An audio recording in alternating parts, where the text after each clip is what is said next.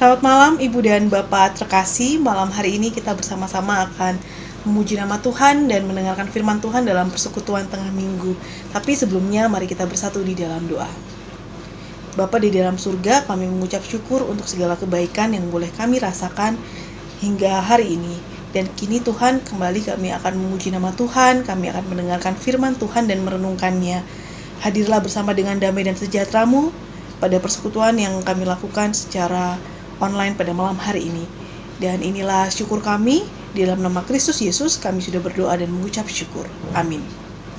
Bapak dan Ibu, marilah kita memuji Tuhan. Ujilah aku Tuhan.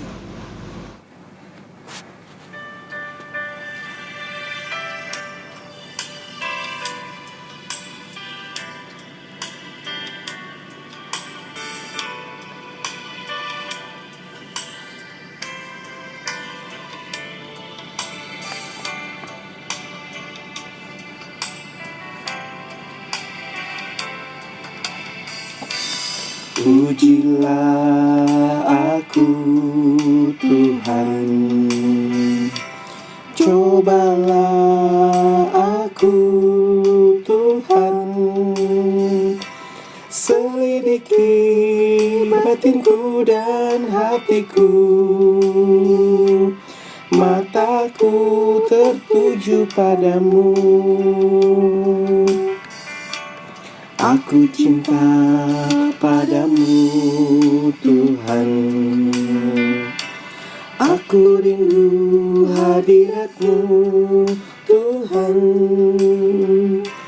aku ingin selalu dekat padamu, menikmati kehadiran-Mu. Ku nyanyi Hosana bagi Rajaku yang duduk di tahta. Aku muliakan dan ku agungkan, Kau layak disembah.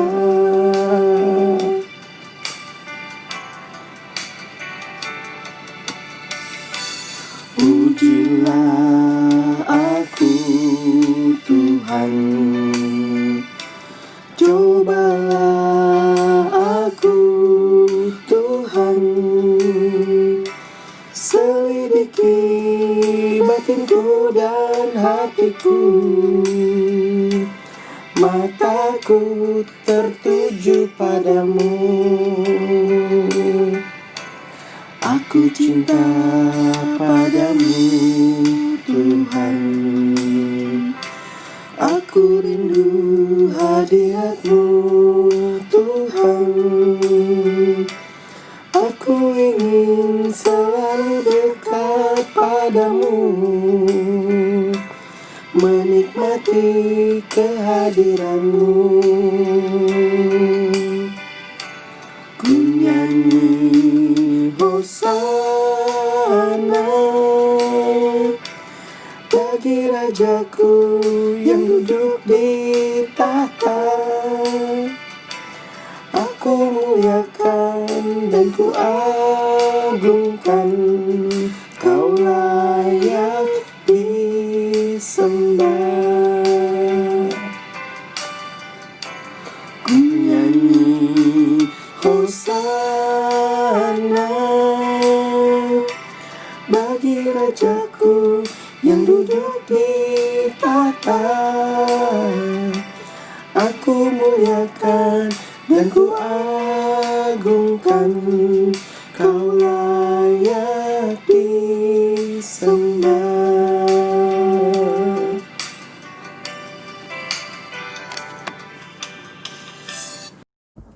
Saudara yang terkasih, mari kita satu di dalam doa.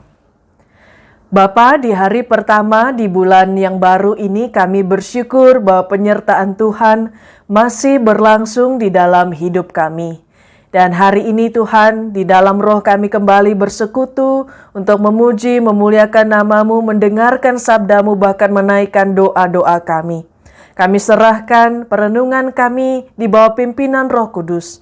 Tolonglah kami Tuhan, agar bukan hanya kami taat untuk mendengarkan, tapi mau menjadi pelaku dari sabda-Mu.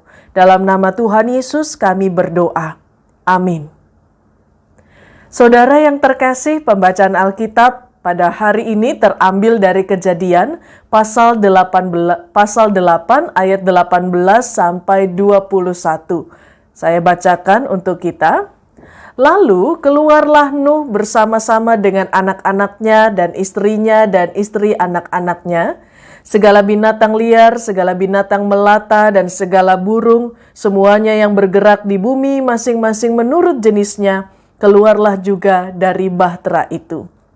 Lalu Nuh mendirikan mezbah bagi Tuhan, dan dari segala binatang yang tidak haram dan dari segala burung yang tidak haram diambilnyalah beberapa ekor. Lalu ia mempersembahkan korban bakaran di atas mezbah itu. Ketika Tuhan mencium persembahan yang harum itu, berfirmanlah Tuhan dalam hatinya, "Aku takkan mengutuk bumi ini lagi karena manusia, sekalipun yang ditimbulkan hatinya adalah jahat dari sejak kecilnya. Dan aku takkan membinasakan lagi segala yang hidup, seperti yang telah kulakukan." Demikian bunyi sabda Tuhan. Saudara yang terkasih, apa yang saudara pertama lakukan ketika bangun tidur? Beberapa orang berdoa, beberapa yang lain membuka HP. Lalu apa yang saudara pertama kali lakukan ketika sampai di kantor atau di tempat kerja? Beberapa orang foto-foto, selfie dulu, atau beberapa yang lain minum kopi dulu. Atau apa yang pertama kali saudara lakukan ketika sampai di rumah? Ada yang langsung cari makanan, ada yang langsung tidur, atau ada juga yang langsung cek HP sekali lagi, atau ada juga yang mencari suami atau istri atau anak-anaknya lebih dulu. Nah, saudara yang terkasih, dalam bacaan Alkitab pada hari ini kita melihat pertama kali ketika Nuh, keluarga, dan seluruh isi bahtera itu keluar dari bahtera selama berbulan-bulan lamanya, mereka melakukan ibadah terlebih dahulu. Nuh mendirikan mezbah terlebih dahulu. Padahal dia baru saja keluar, kurang lebih 371 hari ada di dalam bahtera. Mulai dari Tuhan membuka tingkap langit dan mendatangkan hujan yang begitu lebat, sampai pada dia harus terombang-ambing begitu lama, kurang lebih 10 bulan ada di dalam gelombang air bah dan harus ada dalam situasi yang mencekam karena di sekelilingnya orang-orang yang dia kenal, saudara-saudaranya, kerabatnya jauh sedang ditenggelamkan oleh Tuhan dalam air bah itu. Dan setelah berbulan-bulan juga dia masih harus menunggu berbulan-bulan lagi untuk air itu surut. Tetapi setelah dia keluar dari bahtera itu, yang pertama kali dilakukannya adalah mendirikan mezbah bagi Tuhan. Nah, saudara yang terkasih, memang tidak dicatat apa yang dilakukan Nuh selama ada di dalam bahtera itu. Kita mendengar ada banyak dongeng tentang apa yang terjadi di antara binatang-binatang di dalam bahtera Nuh. Tetapi sangat jarang, bahkan tidak ada catatan tentang apa yang dilakukan Nuh di dalam bahtera itu. Memang ada catatan dalam Alkitab bahwa pada bulan yang ke-10, Nuh mulai tidak sabar. Dia menunggu bulan ke-5, ke-6, ke-7, tidak ada kabar. Tidak ada berita, tidak ada aba-aba dari Tuhan. Kapan Tuhan saya harus turun dari bahtera ini? Waktu naik ada perintah, tapi waktu turun Tuhan tidak berikan informasi kapan kira-kira bah ini akan terjadi. Sama seperti kita yang sekarang masih menebak-nebak kapan pandemi ini akan usai. Nuh mulai tidak sabar. Pada bulan yang ke-10 dia mulai mengutus, melepaskan burung gagak dan burung merpati untuk memeriksa apakah ada daratan yang sudah kering. Tetapi pada akhirnya Tuhan sendiri memang yang memberi aba-aba, berfirman, ini saatnya Nuh turun. Tetapi selain itu tidak ada catatan di dalam Alkitab kita apa yang dilakukan Nuh. Tetapi berdasarkan catatannya kemudian setelah keluar dari bahtera, yaitu mendirikan mezbah, maka dapat kita yakini apa sebenarnya yang terjadi di dalam bahtera itu selama 371 hari, apa yang dilakukan Nuh bersama dengan keluarganya dan seisi bahtera lainnya. Ketika dia pertama kali keluar dari bahtera, dia mendirikan mezbah, maka selama 371 hari dia ada di dalam mezbah, dia sebenarnya sedang membangun relasi yang lebih dekat lagi dengan Tuhan. Dia sedang membentuk budaya, pola hidup baru, relasi dan bentuk ibadah yang lebih dalam lagi dengan Tuhan. Sehingga itu sudah menjadi pola, itu sudah menjadi isi hidupnya. Dan ketika dia keluar dari bahtera itu, dia tidak melakukan yang lain. Dia tidak mencari yang lain. Pertama-tama dia mendirikan mezbah, dia mempersembahkan korban kepada Tuhan, dia beribadah, dia menyembah Tuhan. Saudara yang terkasih, membentuk pola hidup baru yang dekat dengan Tuhan tidak bisa dibangun dalam satu malam. Dalam sebuah diskusi di minggu lalu bersama dengan Badan Pengurus Klasis dan Sinode Wilayah, seorang narasumber bercerita pengalamannya ketika dia studi di Amerika. Dia sedang ada dalam perjalanan di kereta dan dia melihat ada dua keluarga di depannya. Satu, keluarga Yahudi, seorang bapak dengan dua anak perempuannya, yang satu masih kecil dan di pangku. 3 orang ini sepanjang perjalanan di kereta mengobrol, berbincang, tak putus-putus satu sama lain. Mereka sangat menikmati momen itu. Tetapi tidak jauh dari 3 orang ini ada juga keluarga yang lain. Seorang ibu dengan anak laki-lakinya yang juga masih kecil. Tetapi yang dilakukan ibu dan anak laki-lakinya ini berbeda. Mereka orang Asia. Bapak Ibu bisa menebak apa yang mereka lakukan. Betul, mereka sepanjang perjalanan kereta dari naik sampai turun, mereka terpaku pada HP-nya, pada ponselnya. Nah, saya berpikir apa yang dilakukan dua keluarga itu sebenarnya adalah cerminan, kebiasaan, budaya, pola relasi yang dibangun di dalam rumah mereka, di tempat di mana mereka biasa ada, atau dimanapun mereka ada, mereka biasanya pasti juga begitu. Yang satu suka mengobrol, yang satu diam dan sibuk dengan ponselnya. Apakah bisa dirubah? Kebiasaan itu biasanya sulit, Bapak Ibu. Nanti tahu-tahu anak sudah besar, lalu kita bertanya-tanya, kenapa anakku tidak terbuka, tidak menjelaskan semua cerita-ceritanya. Kenapa aku tidak tahu apa-apa? Karena memang kita tidak membangun budaya komunikasi yang baik sejak kecilnya. Nuh juga diberikan waktu oleh Tuhan kurang lebih 1 tahun membangun budaya baru yang berbeda dengan orang-orang yang hidup pada zamannya. Di mana itu? Di dalam bahtera, saudara. Ketika dia tidak bisa melakukan apa-apa, ketika dia tidak bisa berjumpa dengan siapa-siapa, dia makin dekat, semakin lama semakin mengasihi dan mengenal Tuhan. Karena itu Bapak Ibu yang terkasih, relasi dengan Tuhan memang tidak bisa dibangun dalam satu malam. Kedekatan kita, komunikasi kita, doa kita, ibadah dan bentuk bakti kita kepada Tuhan yang semakin baik, yang semakin menyenangkan hati Tuhan, yang berbau harum di mata Tuhan, tidak bisa dibangun hanya, dipraktekkan hanya dalam 1 hari atau dalam satu kegiatan. Itu harus dilakukan dalam setiap waktu di kehidupan kita. Itu berlaku juga dalam relasi dengan Tuhan, dalam relasi dengan keluarga, atau dengan sesama kita. Tidak bisa kita langsung bisa dekat 1 hari, 1 minggu. Butuh waktu.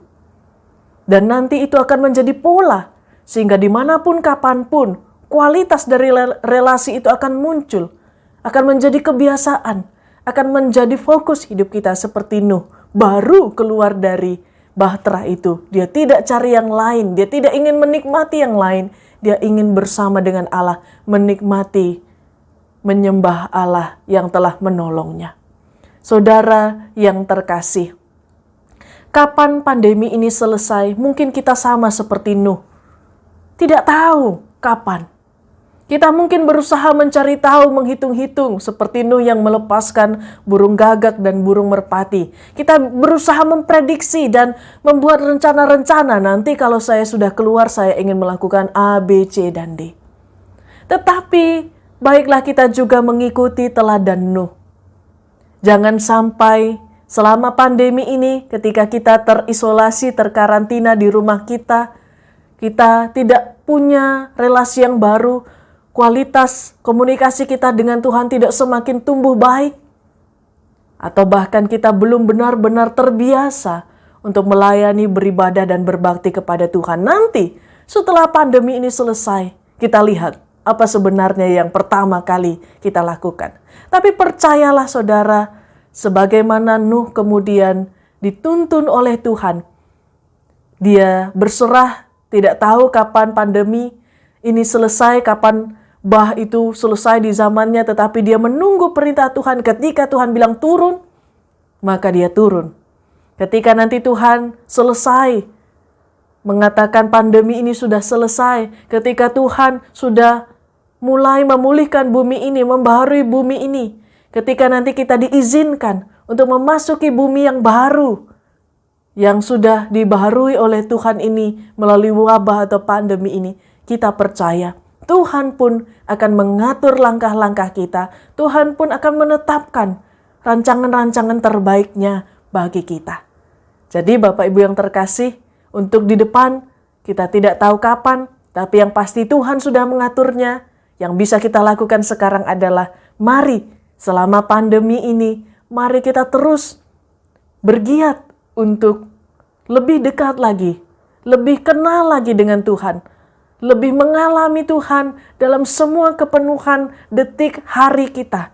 Setiap hembusan nafas kita, kita merasakan bahwa Tuhan sungguh hadir, Tuhan sungguh dekat dengan kita.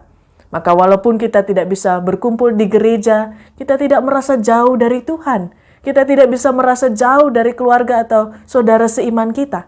Karena di dalam Tuhan, di dalam Roh, kita semakin tumbuh menjadi raksasa-raksasa iman yang nanti keluar menjadi pahlawan-pahlawan iman yang bekerja di bumi yang baru yang telah dipulihkan oleh Tuhan. Selamat menjalani bulan yang baru ini dalam rancangan Tuhan. Tuhan sudah menetapkan langkah-langkah saudara untuk diberkati dan menjadi berkat bagi sesama. Amin. Tuhan memberkati saudara sekalian.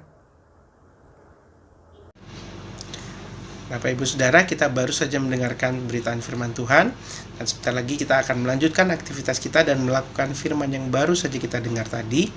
Dan kita akan memuji Tuhan dari pujian Tuhan menetapkan langkah-langkah orang bersama-sama.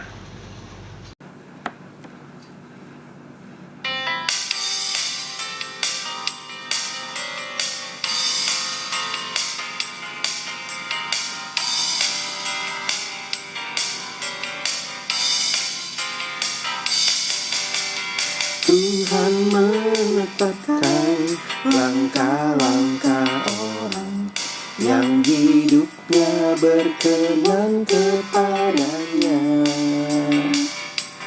Apabila ia jatuh, tak sampai tergeletak, sebab Tuhan menopang tangannya.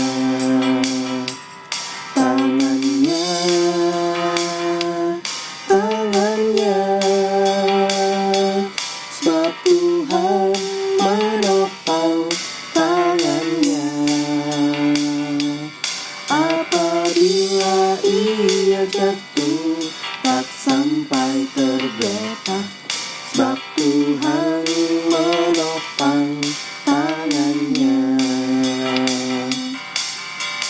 Tuhan menetapkan langkah-langkah orang yang hidupnya berkenan kepadanya. Apabila ia jatuh, tak sampai tergeletak, sebab Tuhan menopang tangannya. Tangannya,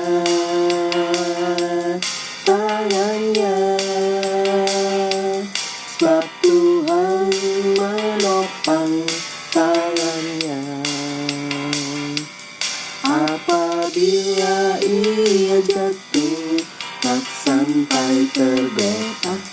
Sebab Tuhan menopang tangannya. Sebab Tuhan menopang